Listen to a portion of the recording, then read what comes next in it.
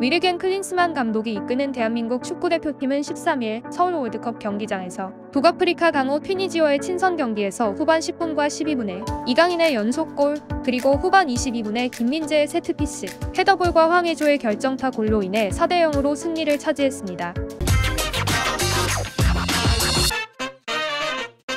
튀니지는 카타르 월드컵 본선 진출에 성공한 상대인 만큼 클린스만 감독의 실력을 측정하기에 적합한 상대로 간주되었습니다. 한국과 튀니지는 월드컵에서 1승 1무 1패의 기록을 가지고 있지만 한국은 H조 2위로 16강에 진출하였으며 반면에 튀니지는 D조에서 프랑스와 호주에 밀려 3위로 본선 진출을 놓쳤습니다. 그럼에도 불구하고 튀니지는 조별리그의 마지막 경기에서 프랑스를 1대0으로 이기며 깊은 인상을 남겼습니다. 한국과 튀니지는 역사적으로 두 차례의 A매치를 치른 적이 있으며 한국은 1무 1패의 전적을 보유하고 있습니다. 2002년 3월에는 버스 히딩크 감독 아래에서 한국이 튀니지와 원정 경기를 0대0으로 비기기도 하였으며 2014년 브라질 월드컵 직전에 한국이 튀니지를 홈에서 초청하여 0대1로 패배한 경기도 있었습니다. 따라서 한국은 이번 튀니지전에서 첫 승리를 향한 열망을 가졌으며 그 열망이 이번 경기에서 실현되었습니다.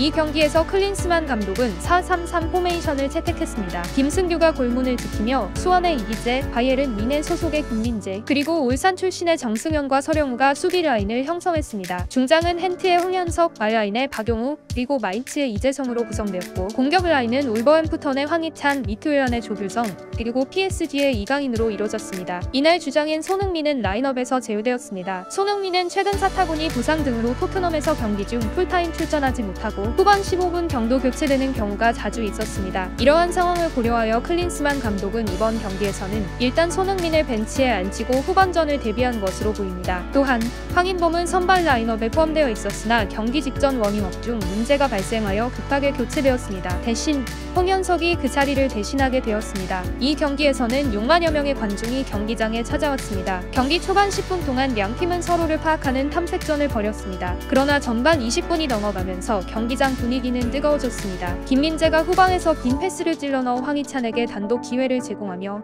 이강인이 압박을 통해 상대의 공을 빼앗아 조규성에게 패스를 전달했습니다. 조규성은 오른발 슛을 시도했는데 이것이 이날 경기에서의 첫 번째 슈팅이었습니다. 한국은 경기 초반에 주도권을 쥐었습니다.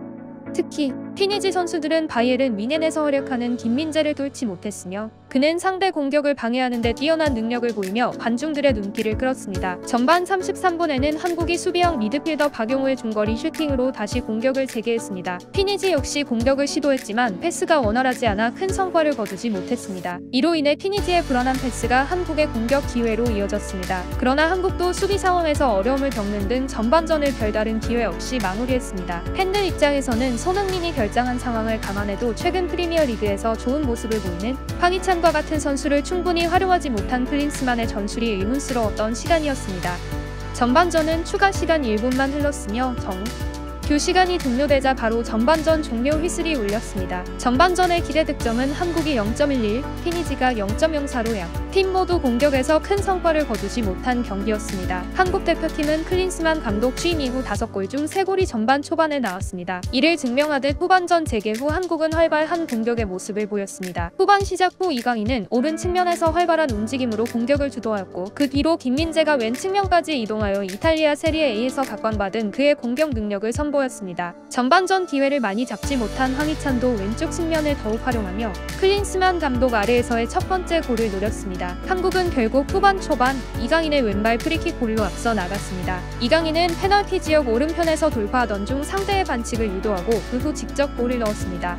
그의 프리킥 위치는 항저우 아시안게임에서 홍현석이 중국과의 경기에서 기록한 프리킥 지점과 유사했습니다. 공을 앞에 두고 이강인과 홍현석이 상의한 끝에 이강인이 잡고 상대 골키퍼의 손을 스치며 골망을 흔들었습니다. 이강인의 골폭풍은 여기서 끝나지 않았습니다. 2분 뒤 한국은 페널티 지역 오른편에 떨어진 공을 이강인이 턴하면서 노마크 기회를 만들어 왼발로 골을 넣었습니다. 이강인은 A매치 14경기 동안 골을 기록하지 못했지만 튀니지와의 경기에서 멀티골로 골을 연발로 넣었습니다. 한국은 이후 세트피스 상황에서 한 골을 더 넣었습니다. 후반 22분 코너킥에서 이기재가 올린 공을 김민재가 헤더 슈팅으로 연결하였고 이것이 수비의 몸을 맞고 골문 안으로 들어갔습니다. 이 골로 한국은 3대0으로 앞서갔습니다. 한국은 승리를 확보한 후 클린스만 감독은 조규성과 황희찬 등을 교체하며 경기를 마무리했으며 피니지의 공세를 적절히 차단하여 3대0 스코어로 승리를 차지했습니다. 마지막으로 교체로 들어간 황의조가 후반 추가 시간에 이날 경기에 4번째 골을 넣으며 4대0 대승을 완성했습니다. 또한 경기 중 이강인이 교체될 때 손흥민 선수가 이강인을 따뜻하게 안아주는 모습이 카메라에 잡히기도 했습니다. 손흥민 선수는 이에 대해 모든 선수들을 다 안아주려고 노력했다. 선수들이 너무 고생했다는 말을 해주고 싶다라며 팀 전체에 대한 감사의 뜻을 표현했습니다.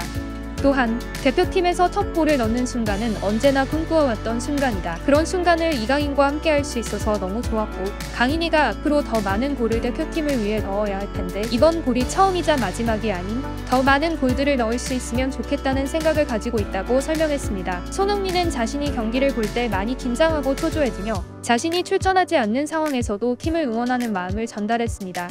그리고 팀이 이길 수 있었다는 점에 대해 너무 잘했다고 칭찬했으며 이제는 나 없어도 되지 않겠나라는 생각이 들 정도로 너무 잘해줬다고 말했습니다. 또한 선수 한 명으로 변화시키는 것은 드문 경우이기 때문에 모든 선수가 필요하고 모든 선수들이 잘 준비했기 때문에 오늘 같은 경기력을 펼칠 수 있었다라고 강조했습니다. 그리고 이 경기에 출전하지 못한 선수들에 대해서는 오늘 못 뛴 선수들도 실망할 수 있지만 항상 내 자신이 경기를 바꿀 수 있다는 생각으로 준비한다면 더 강한 팀이 될 거라고 생각한다고 전달했습니다.